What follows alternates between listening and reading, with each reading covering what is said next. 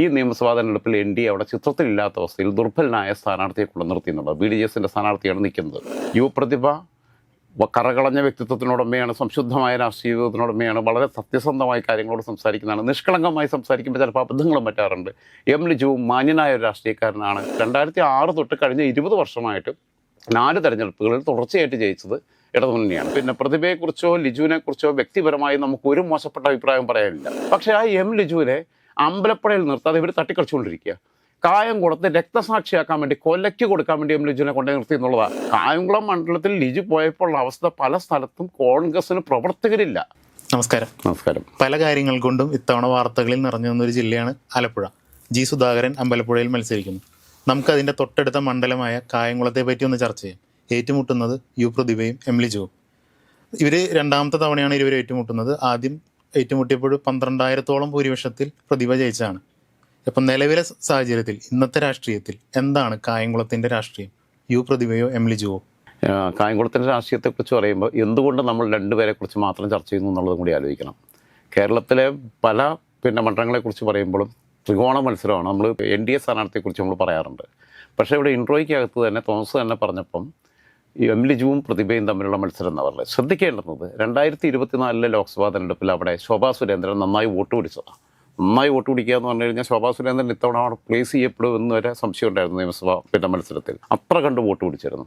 അങ്ങനെ വോട്ട് പിടിച്ച 2024 ഏപ്രിൽ മാസത്തിൽ നടന്ന തെരഞ്ഞെടുപ്പിൽ അത്രയും വോട്ട് പിടിച്ച് ശക്തമായ സാന്നിധ്യം അറിയിച്ച എൻ ഡി എയെക്കുറിച്ച് ഇപ്പം കായംകുളത്തെ കുറിച്ച് നമ്മൾ പറയുമ്പോൾ ചർച്ച ചെയ്യുന്നില്ല എന്ന് പറഞ്ഞാൽ ഈ നിയമസഭാ തെരഞ്ഞെടുപ്പിൽ എൻ ഡി എ അവിടെ ചിത്രത്തിലില്ലാത്ത അവസ്ഥയിൽ ദുർബലനായ സ്ഥാനാർത്ഥിയെ കൊണ്ടുനിർത്തി എന്നുള്ളത്. ബി ഡി ജെ എസിൻ്റെ സ്ഥാനാർത്ഥിയാണ് നിൽക്കുന്നത്.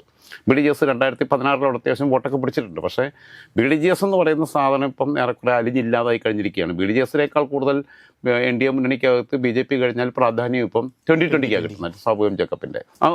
രണ്ടാമത്തെ കാര്യം എന്ന് പറഞ്ഞാൽ ഇപ്പോൾ പ്രതിഭയെക്കുറിച്ചും ലിജുവിനെക്കുറിച്ചും പറയുമ്പം വളരെ നമുക്ക് ഏറ്റവും സങ്കടം തോന്നുന്ന ചില സമയങ്ങളുണ്ട്. ചില ഘട്ടത്തിൽ ഏറ്റവും നല്ലതിൽ നിന്ന് ആരെ തിരഞ്ഞെടുക്കും എന്നുള്ളൊരു പ്രയാസം. പല സ്ഥലത്തുമുള്ള പ്രശ്നം എന്താണെന്ന് വെച്ച് കഴിഞ്ഞാൽ മൂന്ന് മുന്നണി ഏറ്റവും മോശപ്പെട്ട സ്ഥാനാർത്ഥികളെ നിർത്തുന്നത് അതിന് ഏറവും ജയിച്ചാലും നാടിനും ഗുണമില്ല എന്നുള്ളത്. ഇവിടെ ഇത്തരം ഘട്ടത്തിൽ വളരെ ഹോണസ്റ്റലി ഞാൻ പറയുകയാണെങ്കിൽ പ്രതിഭ കറകളഞ്ഞ വ്യക്തിത്വത്തിനോടൊമ്മയാണ്, സംശുദ്ധമായ രാഷ്ട്രീയ ജീവിതത്തിനോടൊമ്മയാണ്, വളരെ സത്യസന്ധമായ കാര്യങ്ങളോട് സംസാരിക്കുന്നതാണ്. നിഷ്കളങ്കമായി സംസാരിക്കുമ്പോൾ ചിലപ്പോൾ അബദ്ധങ്ങളും പറ്റാറുണ്ട്. ലിജുവും മാന്യനായ ഒരു രാഷ്ട്രീയക്കാരനാണ്.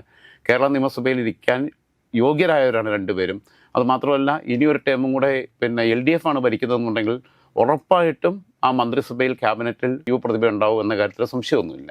രണ്ടുപേരെ ജയിപ്പിക്കാൻ കഴിഞ്ഞിരുന്നെങ്കിൽ എന്ന് നമ്മൾ ആഗ്രഹിച്ചു പോകുന്നത്. കാരണം രണ്ടുപേരും നിയമസഭയിൽ വരാൻ യോഗ്യരാണ്. രണ്ടുപേരും ഒരു അസറ്റാണ്. പ്രതിഭ ജയിക്കുകയും മുന്നണി അധികാരത്തിൽ വരികയും ചെയ്താൽ മന്ത്രിയാവുന്നതാണ്. ഈ മണ്ഡലത്തിൻ്റെ ചരിത്രത്തെക്കുറിച്ച് നമുക്ക് ആദ്യം നോക്കാം. കാരണം കായംകുളം മുനിസിപ്പാലിറ്റി, കണ്ടല്ലൂർ, കൃഷ്ണപുരം, പത്തിയൂർ, ഭരണിക്കാവ്, ചെട്ടിക്കുളങ്ങര തുടങ്ങിയിട്ടുള്ള പഞ്ചായത്തുകളൊക്കെ ഉൾപ്പെട്ടതാണ് ഈ കായംകുളം മണ്ഡലം എന്ന് പറയുന്നത്. ഇവിടെ നിന്ന് വിവിധ കാലഘട്ടങ്ങളിൽ ജയിച്ചു എന്ന് പറഞ്ഞാൽ 1957-ലെയും 60-ലെയും തെരഞ്ഞെടുപ്പിൽ, ആദ്യത്തെ തെരഞ്ഞെടുപ്പിലും ഐക്യകേരളം രൂപീകരിക്കപ്പെട്ടതിന് ശേഷമുള്ള പ്രഥമ തെരഞ്ഞെടുപ്പിൽ അവിഭക്ത കമ്മ്യൂണിസ്റ്റ് പാർട്ടിയുടെ KO ഐഷ ഭായിയാണ് അവിടെ നിന്ന് ജയിക്കുന്നത്. 60-ൽ അവർ ആ വിജയം ആവർത്തിക്കുന്നു. അത് കഴിഞ്ഞ് പിന്നീട് അവിടെ നിന്ന് ജയിക്കുന്നത് പാർട്ടി പിളർന്നതിന് ശേഷം CPM-ൻ്റെ സുകുമാരൻ അവിടെ നിന്ന് മത്സരിച്ച് ജയിക്കുന്നു.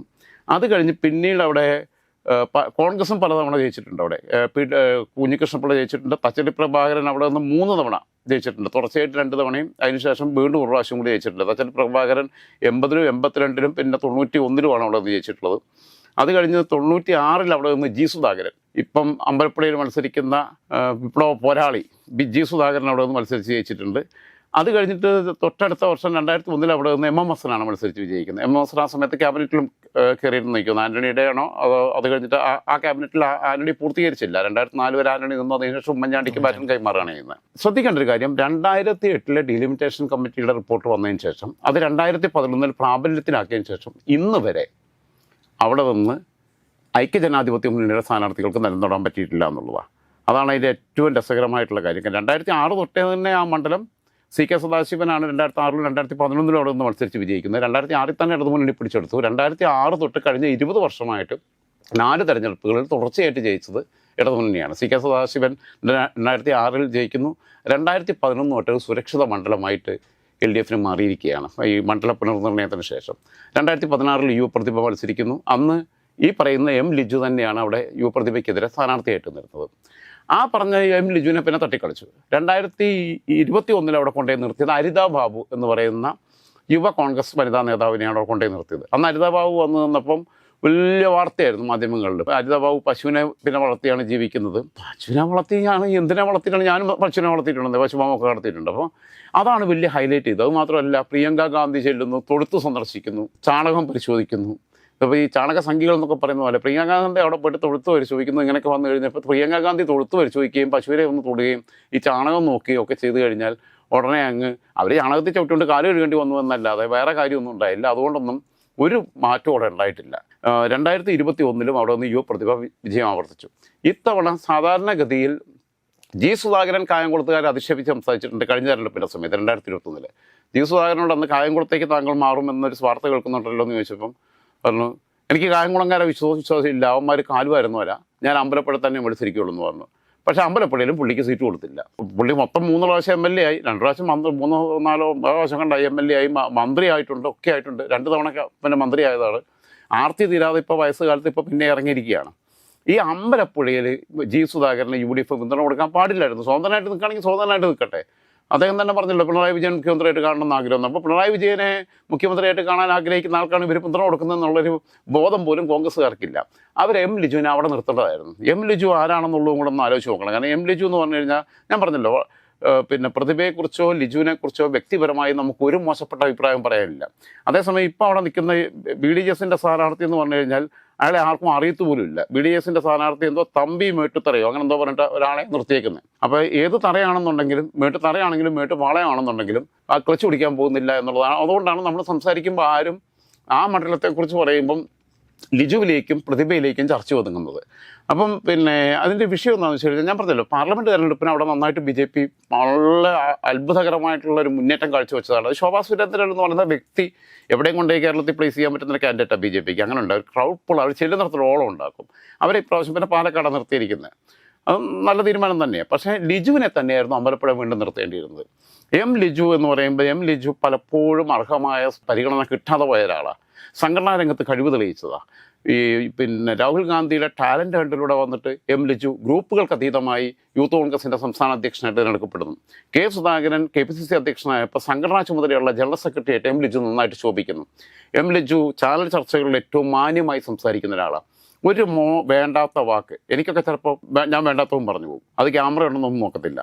അതേസമയം എം ലിജുവിൻ്റെ വായിൽ നിന്ന് അമാന്യമായ അൺപാർലമെൻ്ററി ആയിട്ടുള്ള അല്ലെങ്കിൽ ചുമ്മാതെ തർക്കത്തിന് വേണ്ടിയിട്ടുള്ള എന്തെങ്കിലും കാര്യങ്ങൾ പറയാറില്ല. ചില ചർച്ചകൾ പുള്ളി പറയുന്നതിനകത്ത് കണ്ടന്റിനകത്ത് ഒരക്ഷരം പോലും കുറയ്ക്കാനില്ല, ഒരക്ഷരം പോലും കൂട്ടിച്ചേർക്കാനില്ല. അത്രയും മാന്യനായ രാഷ്ട്രീയക്കാരല്ല. സംവാദ രാഷ്ട്രീയത്തിൻ്റെ ഏറ്റവും സർഗാത്മകമായ തലങ്ങളിലേക്ക് പോകാൻ ശേഷിയുള്ള ഒരാളാണ് എം ലിജു. പക്ഷേ ആ എം ലിജുവിനെ അമ്പലപ്പുഴയിൽ നിർത്താതെ ഇവർ തട്ടിക്കളിച്ചുകൊണ്ടിരിക്കുക.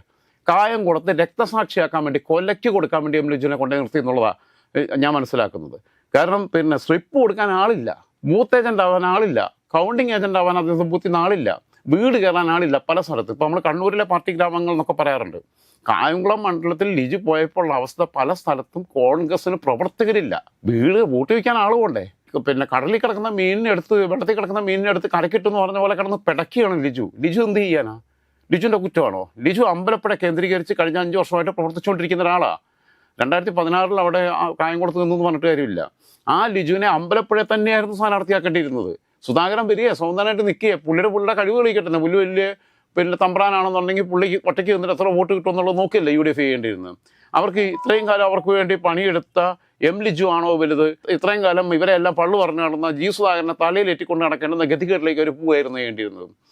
കാരണം പ്രതിഭയെക്കുറിച്ച് ഒരു കുറ്റവും പറയാനില്ല. പ്രതിഭ ജീവിതത്തിൽ ഒരുപാട് സങ്കടകരമായ അവസ്ഥയിലൂടെ കടന്നു വന്നു. പ്രണയിച്ചു, വിവാഹം കഴിച്ചു. അവരുടെ ഭർത്താവ് നല്ലൊരു മനുഷ്യനായിരുന്നു. പക്ഷേ എനിക്കൊക്കെ ഉണ്ടായിരുന്നു അദ്ദേഹം ഒരു ദുശീലങ്ങൾ അദ്ദേഹത്തിനുണ്ടായിരുന്നു. അതിൻ്റെ ഭാഗമായിട്ട് അദ്ദേഹം സൂയിസൈഡ് ചെയ്യുകയായിരുന്നു. ഒരിക്കലും അദ്ദേഹം പ്രതിഭയെക്കുറിച്ചോ അദ്ദേഹത്തെക്കുറിച്ചോ ഒരു മോശപ്പെട്ട അഭിപ്രായം പറഞ്ഞിട്ടുള്ള മോനെക്കുറിച്ച് ഇടയ്ക്ക് ചില വിവാദങ്ങളൊക്കെ വന്നെങ്കിലും ഒരു അമ്മ എന്നുള്ള രീതിയിൽ അവർ അതിനകത്ത് ഹാൻഡിൽ ചെയ്തപ്പോൾ ചിലപ്പം നമുക്ക് അഭിപ്രായ വ്യത്യാസങ്ങളുണ്ടാവാം. പക്ഷേ സത്യസന്ധയായ ഹൃദയം കൊണ്ട് സംസാരിക്കുന്ന ഒരാളാണ് യു പ്രതിഭ. അതിനകത്ത് യാതൊരു സംശയവുമില്ല. ആ നിഷ്കളങ്കത ചിലപ്പോൾ അതിൽ വിട്ടു പോകുന്നുണ്ട് എന്നുള്ള വിമർശനം മാത്രമേ എനിക്കുള്ളൂ. ലിജു ആണെങ്കിലും സത്യസന്ധമായ രാഷ്ട്രീയത്തിനകത്ത് ഇടപെടുന്ന ഒരാളാണ്. അതുകൊണ്ട് ഞാൻ പറഞ്ഞത്, രണ്ടുപേരെ ഒരേ സമയം നമുക്ക് പഴയ പോലെ ദയാംഗ മണ്ഡലമാക്കി മാറ്റിയിരുന്നെങ്കിൽ രണ്ടുപേരെയും ജയിപ്പിക്കാമായിരുന്ന ജയിപ്പിക്കേണ്ടവരാണ്. രണ്ടുപേരും നിയമസഭയിൽ ഇരിക്കാൻ യോഗ്യരാണ്. പ്രതിഭ ഞാൻ പറഞ്ഞ പോലെ LDF വന്നു കഴിഞ്ഞാൽ ക്യാബിനറ്റിനകത്ത് ഉണ്ടാവും എന്നുള്ള കാര്യത്തിൽ 100% ഉറപ്പാണ്. കഴിഞ്ഞ തവണ തന്നെ വരാൻ യോഗ്യമായിരുന്നു. മാത്രമല്ല 2 ടേം പലർക്കും നിബന്ധന കൃത്യമായിട്ട് പാലിക്കുമ്പോഴും പ്രതിഭയ്ക്ക് ഇളവ് കൊടുത്തു 3ാമത്തെ ടേം മത്സരിപ്പിക്കുന്നത്. അതായത് പ്രതിഭ അവിടെ എസെൻഷ്യൽ പാർട്ടാണ്. ജനങ്ങളുമായിട്ട് അത്രയും ബന്ധമുണ്ട്. കാരണം ഞാൻ പറഞ്ഞല്ലോ, ഒരു നേതാവിൻ്റെ ജാടയോ അങ്ങനെയൊന്നും ഇല്ലാതെ മനസ്സിൽ തോന്നുന്നത് വളരെ ശുദ്ധമായിട്ട് പെരുമാറുന്ന ഒരാളാണ്. ഇടക്കാലത്ത് പിന്നെ ചില കാര്യങ്ങളൊക്കെ അവർ തുറന്ന് പറഞ്ഞിട്ടുമുണ്ട്. ഗ്രാമപഞ്ചായത്ത് അധ്യക്ഷയായിട്ട് വരുന്നു, ജില്ലാ പഞ്ചായത്തിലേക്ക് മത്സരിച്ച് വിജയിക്കുന്നു, ജില്ലാ പഞ്ചായത്ത് അധ്യക്ഷയാവുന്നു, 2 തവണ MLA ആവുന്നു. ഒരു നെഗറ്റീവ്സും പ്രതിഭയെക്കുറിച്ച് പറയാനില്ല. ലിജുവിനെക്കുറിച്ച് എന്തെങ്കിലും ഒരു കുറ്റോ കുറവോ നമുക്ക് പറയാനില്ല എന്നുള്ളതാണ്. അങ്ങനെ വരുമ്പോൾ ഒരു ക്ലാസിക് പോരാട്ടത്തിലേക്ക് പക്ഷേ അവിടെ പോകുന്നില്ല. കാരണം അവർക്ക് സംഘടനാ സംവിധാനമില്ല. ഇപ്പോൾ ഞാൻ പറഞ്ഞല്ലോ, ഒറേറ്റർ എന്നുള്ള രീതിയിൽ ഏറ്റവും മനോഹരമായി ശുദ്ധമായ പിന്നെ രാഷ്ട്രീയം കൈകാര്യം ചെയ്യുന്ന ലിജു സംഘാടകൻ എന്നുള്ള രീതിയിലും കഴിവ് തെളിയിച്ചതാണ്. സംഘടനാ ചുമതലയുള്ള ജനറൽ സെക്രട്ടറി ആയിരുന്നപ്പോൾ, യൂത്ത് കോൺഗ്രസിൻ്റെ പ്രസിഡന്റ് ആയിരുന്നപ്പോഴൊക്കെ. അപ്പം പിന്നെ അരിതാ ബാബുവിനേക്കാളൊക്കെ എന്തുകൊണ്ടും നല്ല കാൻഡിഡേറ്റാണ്. പക്ഷേ കൊണ്ടുപോയി നേർച്ചക്കോഴിയെ പോലെ കൊലയ്ക്ക് കൊണ്ടിട്ട് ഇവിടെ നിർത്താൻ പാടില്ലായിരുന്നു. അമ്പലപ്പുഴയിൽ ലിജു നിന്നിരുന്നെങ്കിൽ ഒരു പക്ഷേ സലാമിനെ അട്ടിമറിച്ച് ലിജു ജയിക്കാനും സാധ്യതയുണ്ടായിരുന്നു. അത് ഈ കോൺഗ്രസ്സുകാർ കൊണ്ടുപോയിട്ട് കുളമാക്കിയിട്ട് സുധാകരൻ്റെ പുറകെ നടക്കുക. CPM ആരെങ്കിലും ഒക്കെ വരുന്നുണ്ടോ, ഇന്നലെ വരെ തന്തയ്ക്ക് വിളിച്ചവരാണെന്നുണ്ടെങ്കിലും വന്നു കഴിഞ്ഞാൽ തലയിലേറ്റിക്കൊണ്ട് പോകുക എന്നുള്ള വിവരം കെട്ട കോൺഗ്രസിൻ്റെ തീരുമാനത്തിൻ്റെ ഭാഗമായിട്ടാണ് ഇങ്ങനെ ഉണ്ടായിട്ടുള്ളത്. അതുകൊണ്ട് ഞാൻ പറയുന്നത് വീണ്ടും, അതായത് ലിജു കോൺഗ്രസ് നേതൃത്വത്തിൻ്റെ വിവരമില്ലായ്മയുടെ രക്തസാക്ഷിയാണ്. കേരള നിയമസഭയുടെ ഒരു നഷ്ടം തന്നെയായിരിക്കും അത്. ലിജുവിനെ അവിടെ അല്ലായിരുന്നു നിർത്തേണ്ടിയിരുന്നത്. കായംകുളത്ത് ഇപ്പോഴത്തെ സ്ഥിതിയിൽ പ്രതിഭ ഹാട്രിക് അടിക്കും. LDF മന്ത്രിസഭയാണ് വരുന്നതെന്നുണ്ടെങ്കിൽ, UDF ആണെങ്കിൽ പിന്നെ വീണ്ടും MLA ആയിട്ടിരിക്കാം. LDF ആണ് വരുന്നതെന്നുണ്ടെങ്കിൽ അവർ ക്യാബിനറ്റിലും ഉണ്ടാവും എന്നുള്ളതാണ് ചിത്രം. നിലവിലെ സാഹചര്യത്തിൽ കഴിഞ്ഞ ലോക്സഭാ തെരഞ്ഞെടുപ്പിൽ അവിടെ വലിയ മുന്നേറ്റമുണ്ടാക്കിയ NDA ഈ BDGSന് സീറ്റും കൊടുത്തിട്ട് BDGSന് അപ്പനൊന്ന് പറയും, മോൻ വേറൊന്ന് പറയും. പാർട്ടി ഉണ്ടാക്കിയത് അപ്പനാ. എന്നിട്ട് പുള്ളി വിടുന്നത് BJP ചീത്ത പറയും. പിന്നെ അത് കഴിഞ്ഞിട്ട് BDGSൻ്റെ സ്ഥാനാർത്ഥിയെ കൊണ്ട് നിർത്തി കഴിഞ്ഞാൽ ഒരു ക്ലച്ചും പിടിക്കാൻ പോകുന്നില്ല. BDGSന് ഇപ്പോൾ വലിയ പരിഗണനയില്ല. കായംകുളത്ത് നിന്ന് തോറ്റോട്ടൊന്നും കണ്ട BJPക്കാരൊന്നും വീട് കയറുന്നില്ലെന്നുള്ളത് അറിയുന്നത്. ലിജുവിനാണെങ്കിൽ പ്രവർത്തിക്കാൻ പല ബൂത്തുകളിലും പല വാർഡുകളിലും പല പഞ്ചായത്തുകളിലും പല പോക്കറ്റുകളിലും പ്രവർത്തകരില്ല എന്നൊരു വല്ലാത്ത പ്രതിസന്ധി അദ്ദേഹം നേരിടുകയാണ്. ലിജുവിനോട് കോൺഗ്രസ് നേതൃത്വം കാണിച്ചത് അനീതിയാണ്. അതോടൊപ്പം തന്നെ പ്രതിഭാഹരി അവിടെ നിന്നും വീണ്ടും ജയിച്ച് പിന്നെ നല്ല ഭൂരിപക്ഷത്തിൽ തന്നെ ജയിച്ചു വരും. പക്ഷേ ലിജു ആയതുകൊണ്ട് ഭൂരിപക്ഷത്തിൽ കുറച്ച് കുറവ് വരുത്താൻ കഴിയുമായിരിക്കും. പക്ഷേ പ്രതിഭാഹരി ജയിച്ചു വരും എന്നൊരു സ്ഥിതിയാണ് ഇപ്പം നമുക്ക് നിരീക്ഷിക്കാൻ പറ്റുന്നത്. തൊട്ടടുത്ത മണ്ഡലമായ അമ്പലപ്പുഴയിൽ നിന്നുള്ള സുധാകരൻ്റെ കൊടുങ്കാറ്റ് ഇവിടേക്ക് എത്താൻ സാധ്യതയുണ്ടോ? സുധാകരൻ കൊടുങ്കാറ്റൊന്നുമല്ല, ചായക്കോപ്പൻ്റെ കൊടുങ്കാറ്റാണ്. സുധാകരൻ വലിയ സുധാകരൻ കാറ്റാ, അത് മനസ്സിലാവും. കാരണം ഒരു ഊതി വീർപ്പിച്ച ബലൂണാണ്. ഒരു മുട്ടുസൂചിയും കൊണ്ട് ഈ തെരഞ്ഞെടുപ്പിൽ ആൾക്കാർ കുത്തിക്കഴിഞ്ഞാൽ കാറ്റാ, വെറും ഗ്യാസ് മാത്രമേ ഉള്ളൂ എന്നുള്ളത്. കാരണം ഒരു തമ്പ്രാങ്കളിയുണ്ട്.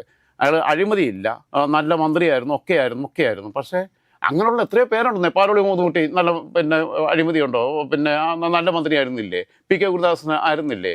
അവർക്കൊക്കെ പിന്നെ ഈ വയസ്സുകാലത്ത് പാർലമെൻ്ററി വ്യാമോഹമായിട്ട് നിന്നാണ്. ആ പാലോളി മൂന്നുകുട്ടി സ്വയം മാറിയുന്നതാണ്. ആ പുള്ളി എന്താണെന്ന് വെച്ച് കഴിഞ്ഞാൽ പുള്ളിക്ക് രക്തസാക്ഷി ഭുവനേശ്വരൻ്റെ സഹോദരനായതുകൊണ്ട് എന്നും പുള്ളിക്ക് ആ ഭുവനേശ്വരനെ വിറ്റ് ജീവിക്കുകയാണ്. ഭുവനേശ്വരൻ്റെ സഹോദരനായിരുന്നു എന്നും പറഞ്ഞുകൊണ്ട് പുള്ളിക്ക് എന്നും MLA മന്ത്രി ആവണമെന്ന് പറഞ്ഞു കഴിഞ്ഞാൽ അത് ശരിയാണോ?